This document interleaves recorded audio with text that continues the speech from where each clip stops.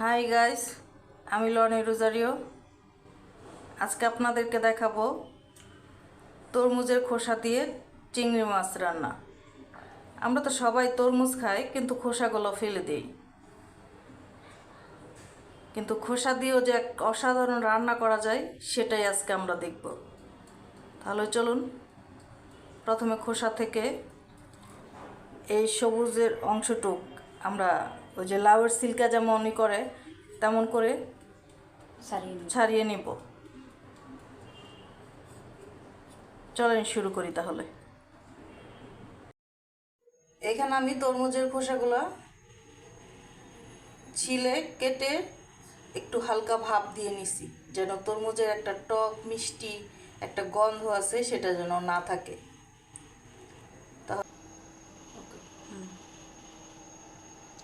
আমি পরিমাণ মতো তেল দিয়ে দিব প্রথমে।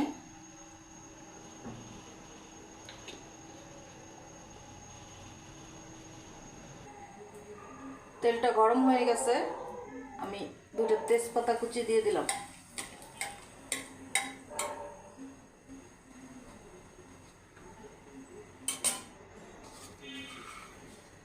ছয়টা পেঁয়াজ কুচি,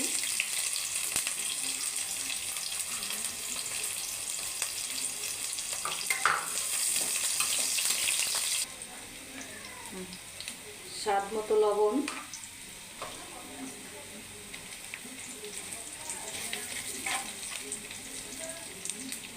এখন দিয়ে দেব রসুন বাটা,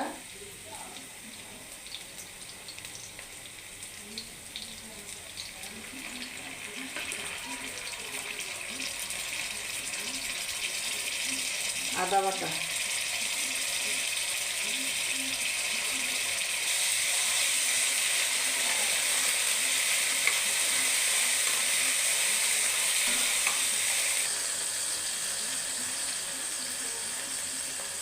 আধা চামচ ধনিয়া গুঁড়া,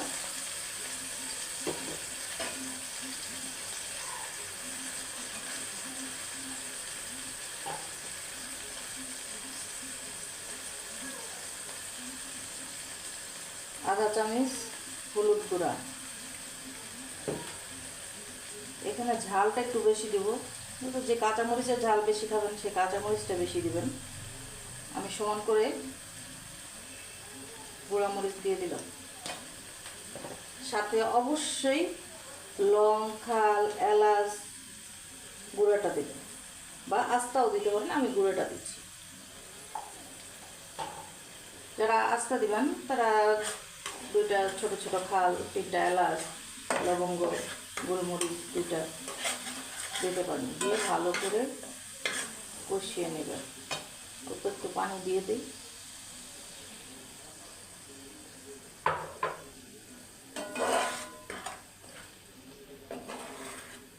2-3 মিনিট ভালো মতো কষিয়ে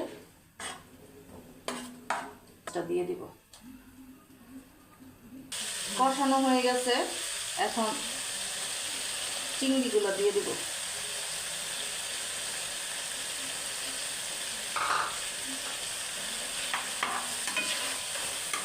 চিংড়িগুলো দিয়ে 2-3 মিনিট ভাজবো।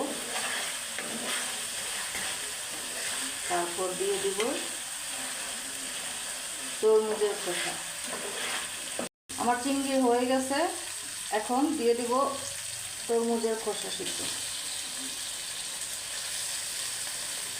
দেখেন আমি কত পাতলা করে কাটছি। পাতলা করে কাটলে ভালো হয়, মোটা করলে আমার কাছে মনে হয় পাতলা করলে ভালো আর।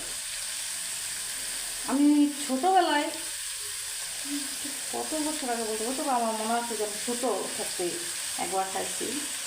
তো ওই যে নিজে নিজে আরেকবার রান্না করলাম। আগে মার হাতে খাইছিলাম, এবার নিজেই রান্না করলাম। আর এটা আমার তৃতীয়বার রান্না।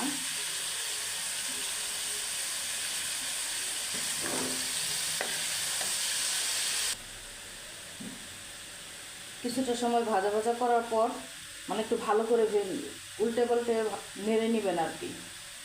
যেহেতু সিদ্ধ করা নাই, একটু সিদ্ধর প্রয়োজন আছে, সেক্ষেত্রে আপনি সামান্য পরিমাণ পানি দিয়ে নিতে পারেন।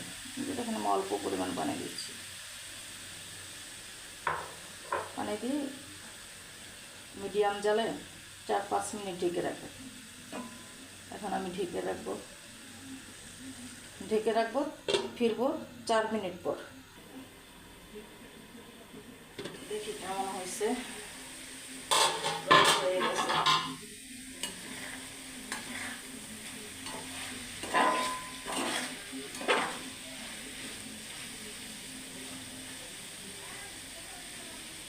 এটা জালি ভাজির মতো দেখাচ্ছে না? কাঁচামরিচ দিয়ে দিব।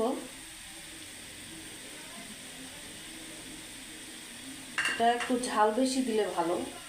যে কাঁচা লঙ্কাটা বেশি খেতে চান সে কাঁচা লঙ্কাটা বেশি দিবেন, যে গুঁড়া মরিচের ঝাল বেশি খেতে চান সেই গুঁড়া মরিচটা একটু বেশি দিবেন।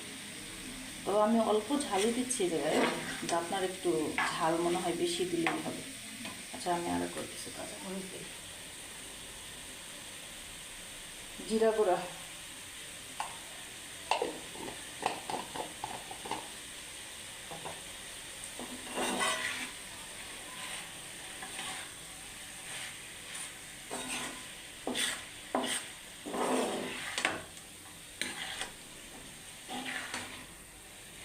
আর একটু দমকা জালে নাড়বো কিছুক্ষণ।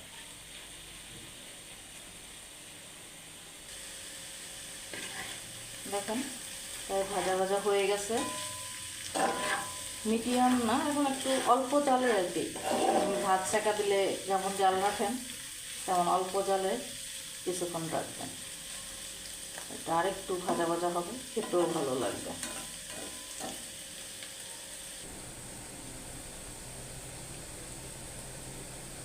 আমাদের রান্না হয়ে গেছে।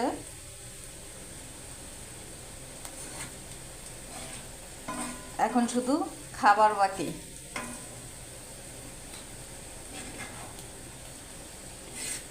আর পরিবেশন না করলে কি আর খাওয়া। আপনারা বাসায় একবার ট্রাই করে দেখবেন, আশা করি ভালো লাগবে। তরমুজের খোসা এবং চিংড়ি। আগে অনেক মানুষ, এটা মনে হয় যারা পুরানো অনেক আগের দিনের মানুষ, তারা এই রান্নাটা করতো। তো এখন আমি তেমন কাউকে তেমন রান্না করতে দেখি না। তো যাই হোক, আমি করলাম। আপনারাও আমার রেসিপিটা দেখে চেষ্টা করবেন, আশা করি ভালো লাগবে। যদি ভালো লাগে তাহলে একটা লাইক কমেন্ট করবেন এবং সাবস্ক্রাইব করবেন, শেয়ার করবেন। কেমন লাগছে খেতে অবশ্যই কমেন্টে জানাবেন। আল্লাহ হাফেজ।